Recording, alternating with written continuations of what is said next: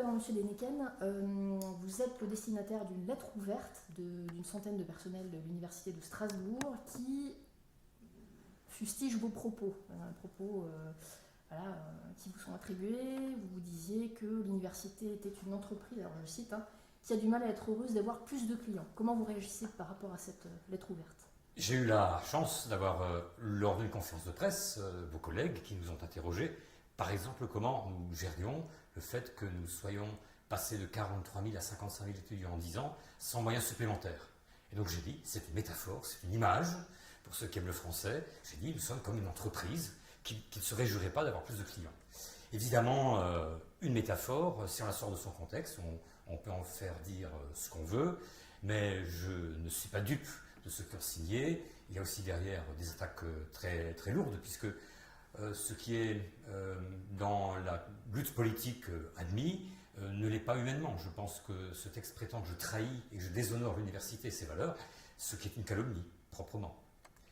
Le propos était métaphorique, mais il y a aussi derrière certains signataires de cette lettre une idéologie anti-entreprise. L'entreprise serait le grand méchant Satan qui rendrait l'université servile de l'argent de ces entreprises. C'est oublié qu'aujourd'hui, depuis 10 ans, l'université en France, l'État lui donne la mission de l'insertion professionnelle. Je ne vois pas comment celle-ci peut se faire sans les entreprises. J'ajoute que les entreprises sont les lieux où nos étudiants trouvent des stages, parfois des contrats doctoraux financés. Notre fondation, qui avoisine les 40 millions d'euros, ce sont des entreprises. Je ne suis à aucun moment prisonnier de ces entreprises. L'université, malgré tout, peut-elle être comparée à une entreprise ? Vous parliez d'une métaphore, mais est-ce que, véritablement, dans les faits, c'est ce qui se passe aujourd'hui ? Si on file la métaphore, comme on me tape dessus, je continue à l'utiliser, après tout, maintenant que j'ai pris les coups. Oui, nous avons évidemment un certain nombre de défis à relever. La qualité des diplômes, la démarche qualité qu'il y a dans nos laboratoires, dans nos facultés, dans nos amphithéâtres, dans nos personnels, c'est une démarche qui est importante. Il faut que nos diplômes soient de qualité, il faut que nos étudiants, dans les entreprises, mais aussi à l'international, que ce soit dans la fonction publique ou dans le privé, soient des hommes et des femmes dont le diplôme et la formation soient de qualité. C'est l'État qui nous y oblige, c'est l'État qui finance beaucoup de démarches d'ailleurs, des appels à projets pour la qualité de nos processus, mais aussi pour les personnels, que ce soit en comptabilité, en finance. Nous avons la responsabilité de l'argent public. Et un chef d'entreprise, je continue la métaphore, doit, devant son conseil d'administration, rendre compte de sa gestion. C'est exactement ce que je fais devant le conseil d'administration, devant la Cour des comptes et devant les entreprises qui nous soutiennent. Est-ce que c'est symptomatique d'un rapprochement entre l'université et les entreprises, tout simplement, ou est-ce que c'est simplement mettre carte sur table parce que ce sont les pratiques de toujours, finalement ? Ce rapprochement est historique, il est inéluctable, il est souhaitable dans la mesure où chacun est chez soi. Et ce dialogue, d'ailleurs, avec l'entreprise, avec le monde socio-économique, il est très fort en Alsace, c'est une vieille tradition.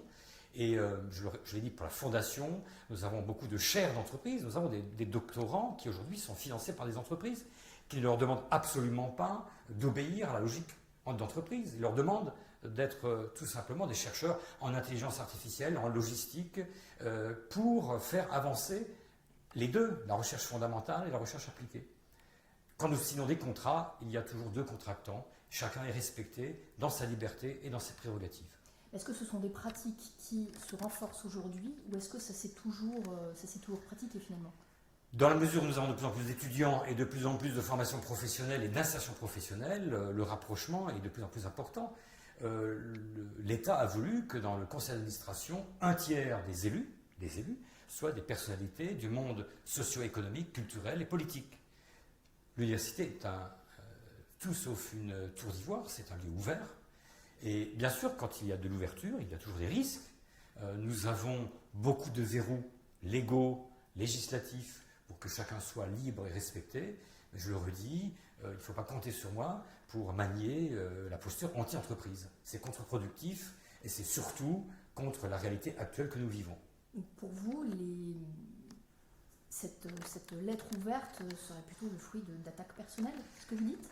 Parce que ce sont des attaques personnelles dans la mesure où je suis pris à partie et on dit que je trahis et où je déshonore. Donc c'est attentatoire à ma dignité. Je voudrais bien savoir ce que ce tribunal autoproclamé de signataire à me reprocher dans les faits. Si on me reproche d'avoir un certain nombre de succès collectifs, parce que eux-mêmes, ceux qui ont signé, participent de ces succès collectifs, qu'on me dise où ces succès ne doivent rien ni à ceux qui signent, ni à ceux qui prétendent dénoncer, en premier lieu le président. Donc je suis consterné, mais pas effondré, par ces propos violents et attentatoires à ma personne. Allez-vous donner suite? Je verrai. Vous réservez un droit de réponse? Oui, parce que, encore une fois, trahir, déshonorer, ce sont quand même plus que de simples écarts politiques. On dénonce chez moi une attitude qu'il faut que ces gens prouvent. Vous pourriez aller jusqu'où pour donner une réponse satisfaisante à vos yeux? J'aurais envie d'aller nulle part, qu'on tourne la page et que chacun s'observe au quotidien. Et au quotidien, je n'ai absolument pas de leçons à recevoir concernant la défense des valeurs de l'université. Certains de ces signataires, pendant 2 ans, jusqu'au Conseil de l'État, ont voulu casser mon élection sous prétexte que j'étais indigne d'être élu puisque je suis prêtre. Le Conseil d'État m'a donné raison, donc je pense que voilà, si chacun reste chez soi, faisons notre boulot, que l'opposition s'oppose, il y aura des élections, que chacun montre son bilan, ses ambitions, mais aussi réponde à ses devoirs et à ses fonctions. Ça a suscité pas mal d'émotions, visiblement, chez vous. Je dirais plutôt positive, puisque j'ai eu pas mal de SMS de soutien, de monde de l'entreprise notamment, en sachant que quand on parle d'entreprise en Alsace, ce sont souvent de petites entreprises familiales qui sont de véritables amis de l'université. Certaines sont donatrices à la fondation sans aucun retour sur investissement. Donc voilà, je crois que c'est aussi ces gens-là qui sont dans cette lettre insultés. Est-ce que l'université était trop loin du monde de l'entreprise jusqu'ici? En France, en général, oui. Sauf peut-être les IUT, les écoles d'ingénieurs qui, par tradition, ont un lien particulier. Mais l'université dans son ensemble se rapproche depuis longtemps. Et c'est bien ce que certaines organisations représentatives dénoncent, à mon avis à tort. Même s'il faut être vigilant quant à la liberté académique. La sacro-sainte liberté académique qui doit être défendue, et le président la défend. Parce que ce rapprochement était nécessaire. Il est inéluctable. Dès lors que 80% d'une classe d'âge est dans l'enseignement supérieur, et que donc l'essentiel de ces jeunes filles et jeunes gens ont une formation professionnelle, il y a un moment donné où l'insertion nous incombe. Ça fait partie de notre métier d'enseignant-chercheur, que ça plaise ou non, d'aider à l'insertion professionnelle. Merci beaucoup. Voilà.